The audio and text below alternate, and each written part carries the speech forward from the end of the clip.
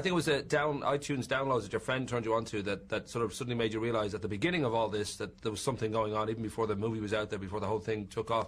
Are you still surprised when you see the kind of success this thing is having? It's pretty crazy over here in the UK that it's the most advanced ticket sales of all time, beating Harry Potter's Goblet of Fire, and the anticipation is pretty high up there. Does it still get you by surprise? Oh, yeah, man. None of us can really come to terms with it. It's crazy. It started with iTunes, and now it's been like a worldwide phenomenon, and I can't believe it. It's incredible to watch kids from all different parts of the world, all ethnic backgrounds, finding some kind of connection to High School Musical. I know the original plan for 3 was a sort of a Halloween theme, and then they saw, well, on the senior year, the kind of end of schooling would be a better idea. And I know you were a little bit hesitant at one point about whether you'd go with this or not. Was it a big decision, or was it always sort of in the back of your mind that I really should sort of go one more round at least with this thing? Well, there's always, you know, when you talk about doing a third movie, you just worry about saving the integrity of the first two. And we didn't know in what way the third movie would be approached. When we heard that they wanted to make it for the big screen, that was definitely a plus. And also, the theme wouldn't be Halloween. It was going to be about graduation, which I think is a very real issue. And it also signifies, you know, the transition into adulthood. So I thought that would be a great way to leave, you know, our legacy. Of course, Disney aren't known to let a major successful franchise drop. So this idea that there is a High School Musical 4 in the pipeline, is that something that you've even considered, the possibility of even walking by and waving in the background or being part of in any way, shape or form? I mean, our characters graduate. I don't know how it would work. You could all fail and have to repeat the year. Yeah, perhaps. I mean, honestly, there's no one I've talked to High School Musical 4 about more than the press, because no one at all has talked to us directly about the fourth movie.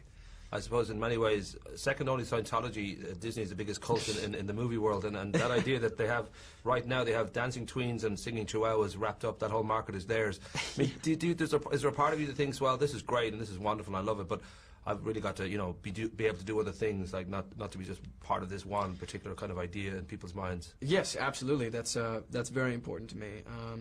Earlier in the year, before we filmed High School Musical, I was able to do 2 other movies. One's called 17 Again, and that's a family comedy, non-musical. And then in high school? Well, in a way, right. In a way. And then also I was able to film a movie called Me and Orson Welles, which was directed by Richard Linklater. And that's about Orson Welles and the Mercury Theater Troupe in 1937 putting on their production of Julius Caesar. So that was more of a drama. So I'm already trying to branch out, you know, diversify. Like myself, you're a fitness freak in incredibly good shape. And I don't know whether being Zac Efron right now, because of the attention that you have on you, is a huge amount of work, because, you know, obviously there's obviously a personal decision, I'd like to be in shape, but then you've now got an image that you've got to be aware that people watch you and look to you, and yeah, I don't know whether that's tough.